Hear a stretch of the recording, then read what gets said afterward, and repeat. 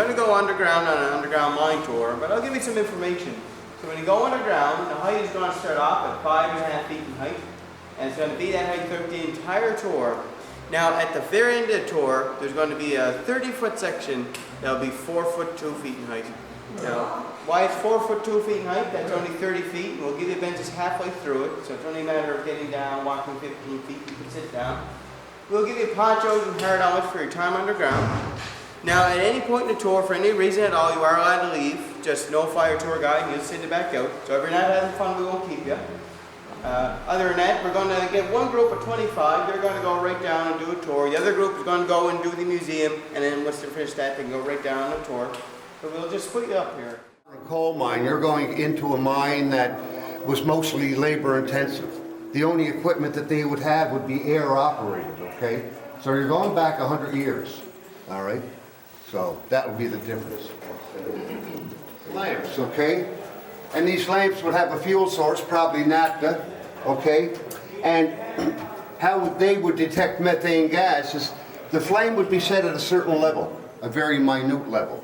So it's open to the air. So if there's methane gas in the area, the flame would start to increase, all right? And you would be able to measure the flame. But really, in reality, this would be a dangerous situation, okay, to have that flame on underground. So when that started to raise, you knew you could shut it off because you had a problem. And there was too much methane gas in the area. Later, in later types of mining, they would have, what they have now is almost like a methanometer. It reads the air, it can tell you what gas is in the air, okay? And most modern mining equipment now also have methanometers on them. So what happens if there's methane gas in the area, the machine will not start, okay, if there's methane gas in the area. I can tell you what would happen during a labor dispute. The coal company would simply abandon these services. They would not provide water, or they would not provide power to the communities where the miners live. The miners themselves would go in and man the pump houses and power stations to provide water and power to their own communities. But on June the 10th, 1925, a group of 12 miners were manning the pump house station at Kilkenny Lake. And Kilkenny Lakes is approximately 3 miles away from the town of New Waterford, okay? And Kilkenny Lake supplies all the water for the town of New Waterford. A group of over 70 of these special constables and coal company police invaded the pump house and at gunpoint bet the miners up, threw them out, and went about shutting the water supply off to the whole town of New Waterford. And at that time, New Waterford probably had a population of around 15,000. And then, like the princes that they were, they rode around the streets of New Waterford on horseback, bragging what they just did.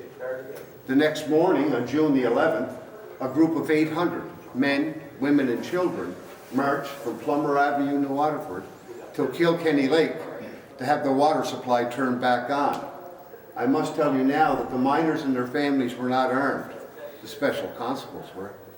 Over 300 shots were fired into the crowd. Several were injured. One was killed, a father of 10. It is said he still had a baby bottle in his front pocket, okay? So I can only imagine his youngest child was there. His name was William Davis. And I must tell you now, no one was ever charged with the crime of killing William Davis. But from that day on, the miners of Cape Breton celebrate Davis's Day, or Miners' Memorial Day. And no coal miner will work on Davis's Day. Okay? And just to show you how ruthless the province of Nova Scotia was to the miners, okay, because that $1 a ton royalty killed the miners of Cape Breton, okay, because the provincial government wanted that. So the Prime Minister of Canada at the time was William Lyon Mackenzie King, and he was getting so many letters into his office about the plight of the workers in Cape Breton Island and how they were starving, that he contacted the Premier of the province of Nova Scotia. Now his name was Armstrong. And by the way, those special constables, the miners call those guys Armstrong's Army, all right? So the Prime Minister of the country said, look, the federal government of Canada is willing to help. We will send aid, okay? All the province of Nova Scotia has to do is ask, and we will provide the aid for the miners. The Premier of the province of Nova Scotia refused to ask. Okay?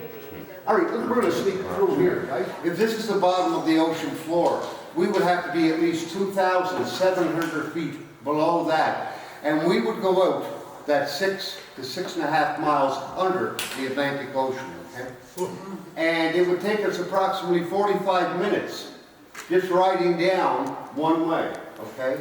And of course, it would take us another 45 minutes to get back to the surface, okay? So that's how long we're traveling underground, all right? And if you want to have a look at this rake box behind me, this is what used to take us down underground, okay? So you'd have 3 men sitting on one side, you would have 3 men sitting on the other, okay? There would be 15 to 20 of these coupled together, and on the last box, or the chain box, it would be attached to a steel core rope. And that rope would have to be 1.5 inches in diameter. And because we're going down 6 miles under the Atlantic Ocean, there would have to be in excess of 7 miles of rope on that drum. You'd have a look at this rake box, okay? This rake box is one I used to use when I first started to go down underground. And as you can see, it has no brakes on it, okay? All right?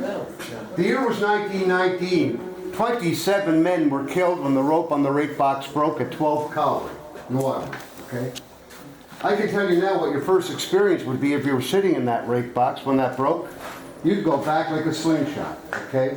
By the time you got to your feet, you were already on the way down. That's an 18-degree angle. You're on steel rails. It takes no time at all for this to pick up speed, okay? It picks up that much speed, it starts to elevate itself, or as we used to call it, skip on the cracks. You might get 1 skip, you might get 2. You're definitely not getting 3, all right? And for those people that would think that they would have the mobility to jump out of this when that accident first happened, that's not reality, because the rope would not break right behind the rake box. The rope would break at the next splice, and that could be anywhere from 1,500 to 2,000 feet up to deep. So as this was being propelled by gravity at a high rate of speed, that rope was slapping everything in its path on the way down. So there was no way to survive this accident. And the miners that were sitting in that box knew that. A terrible accident. The miners were just getting organized in 1919, okay? Why did this accident happen? Lack of maintenance. Anybody with any mechanical experience would be able to tell you that 1.5 inch steel core rope doesn't just break. It shows lots of signs of wear before it ever hit that stress factor, okay?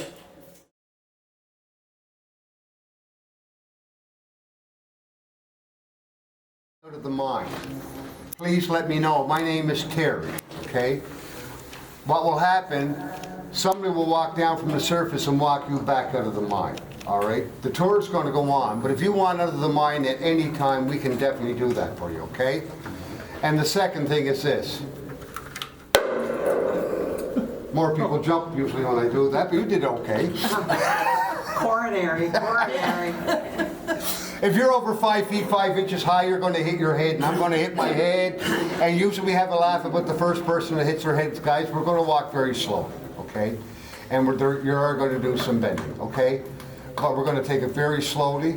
And we have a kind of a large group here, so from time to time, I might ask some people to stand on one side and some people stand on the other. I'm just trying to make sure everybody can see what we're talking about, okay? Yep. We okay with that? Sure. Yep. All right, guys, every time we make a turn in a different direction, we're going to hit one of these, and that's a low rail, okay? And so please, I'm going to tell you about them every time, but please watch out for that low rail. And we're going to walk into this area of the mine right now, okay? So duck under here, watch out for that. And they would be all by themselves during that 12-hour period, all right? And they would be paid a grand total of 55 cents for that 12 hours. And because they're the only reason that their family has a roof over their head, that money would have to go directly back to the family. So it's 12 hours by themselves, and believe it or not, there would be lots of rats running around here. Oh, I forgot to ask, nobody's scared of rats, are they? Well, exactly.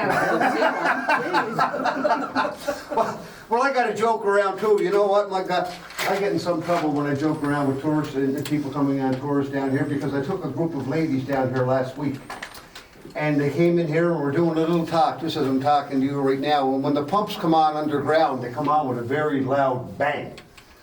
And one of the ladies said to me, Terry, what's that noise? I said, they just dropped the anchor on the Newfoundland ferry. Well, mother of God. That was a good thing to say. I can tell you that right now. They all start screaming and hollering, and then they're running back up the deep. They wanted their money back. I got called in the office.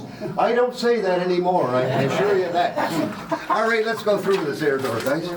Down here, the type of mining that was done in this time, and still being done today, in fact, is called room and pillar mining. This is a room. It is 12 feet wide. It's 100 feet long. That's the room. Where do the pillars come in? The pillars would be the coal itself. They would leave a block of coal on one side of the room, and that would have to be 100 feet by 100 feet square. They would leave a block of coal on this side of the room, and that would have to be 100 feet by 100 feet square. So in factuality, guys, what you have are the two pillars of coal are helping support this roof. And as you can see by this roof, there's no weight on it whatsoever. So that's a type of mining, okay? Let's talk about the men who did that type of mining. How many men would work in this area? 2, and 2 only. And they would bore in, they would shoot, they would load the coal into boxes, and then they would put these legs up for support. And they would get anywhere from 6 to 8 feet advancement per shift. If there was a night shift on, 2 more men, 4 in total, they could mine out this area in a little over a week. Okay, that leads me to my next point, how vast coal mines are underground. I told you on the surface that we had one mine in Glace Bay, Nova Scotia called 26 Colliery, and you could easily fit the whole city of Halifax in there. Here's another little tidbit. If you joined all the underground workings in Cape Breton Island, if you joined them in a tunnel, you would have a straight line that would take you from Cape Breton to New York, New York. Wow. Okay? That's how vast coal mines are underneath Cape Breton Island. Any questions about this? No. Okay, let's take a walk in and we'll see the ponies, guys. All right, guys, horses and ponies underground. As I told you before, horses and ponies, they would take, this is a 2-ton box of coal, okay, and the ponies and horses would take this out. They were the mainstay of transportation underground. A horse or a pony had to be at least 3 years of age before it came underground, and it had to have a fairly good disposition, because once a horse or a pony came underground, he or she never saw daylight again. They would live and die underground, okay? Were they well treated? The answer to that question is yes. They were a valuable asset to the coal company, and they were fed a combination of oats and black molasses. They would have their own resting stalls, as my friend Fred here behind us, all right? They would have a veterinarian on call when needed. They would have a blacksmith on the surface that would actually come down and shoe the horses and ponies. And we had one horse that lived in 26 Colliery again. She was white, she was a mare. She lived for 27 years underground. They did get a break. In the late 40s, when the miners finally received 3 weeks vacation, they would take the horses and ponies out for that 3-week period. But because they were so used to utter darkness, they would have to blindfold the horses to take them out of the mine, because the sunlight would damage their eyes. So they would take them out and they would blindfold them before they did that. The first day they would leave the blindfolds on. The second day they would cut 2 small slits on both sides of the blindfold. And the third day they would cut 2 more. And after that they could take the blindfolds off, and the horses and ponies could then run free, okay, for the rest of the 3-week period. They were discontinued in around 1952 and replaced with diesel locomotives. Any questions about the horses and ponies?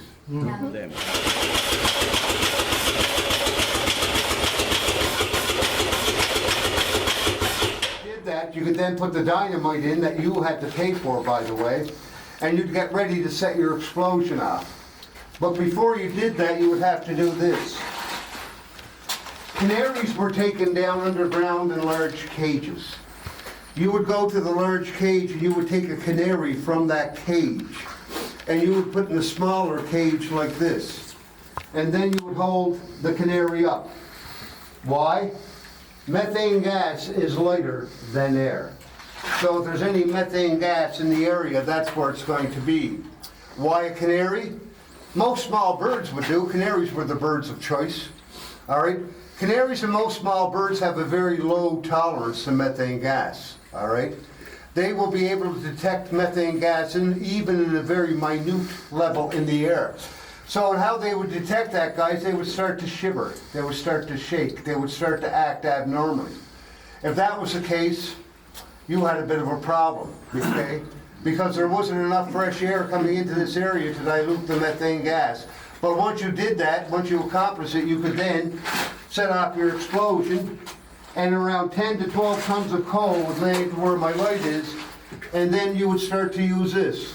And this is a pan shovel, okay? So you'd load the coal into boxes, and once you accomplish that, every miner, when he came down to a section like this, was given him a tag, very similar to this.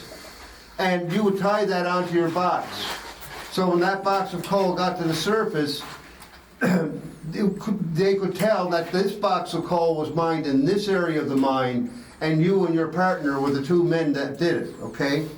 And you would tie that on rather tightly, by the way, because if that fell off on the way to the surface, just like that one did, the coal company just got a free box of coal. You would not be compensated on it. All right, so once you accomplish that, you then have to support this roof. So one man has to get in, and only one man. And he has to dig down to hit stone to put up the support. He tries to put this cross member up, okay? All the time he's doing that, guys, his friend or his fellow worker is not helping him. He's not passing him a pick or a shovel, okay? He's doing nothing to assist him. The only thing he's supposed to do is to watch over his friend's head. And he'd be watching out for this, guys. Okay? If you were in a coal mine, if you saw this happening, you knew that that roof was going to come in at any time. All you would see is this, guys, small little flecks of stone falling from the roof. If you saw that happening, you knew you had a very short period of time before that roof comes in on your head.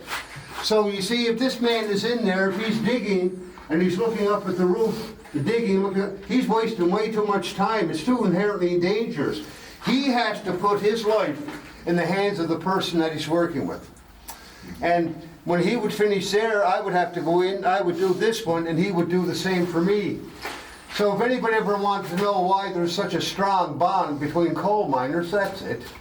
There's not too many occupations in the world where you physically have to put your life in the hands of the person that you're working with. And I'm not talking about once a day, I'm talking up to 12 times a day. Now, how would you like if I could take you to a spot where you could all sit down? Yes, now. Now is it. Okay, I got that one. Okay, it's a slow walk to the surface, okay? And we'll do that. So I'm really impressed that you're going to Greenland after this. Yeah. Now they have underground caves in Greenland.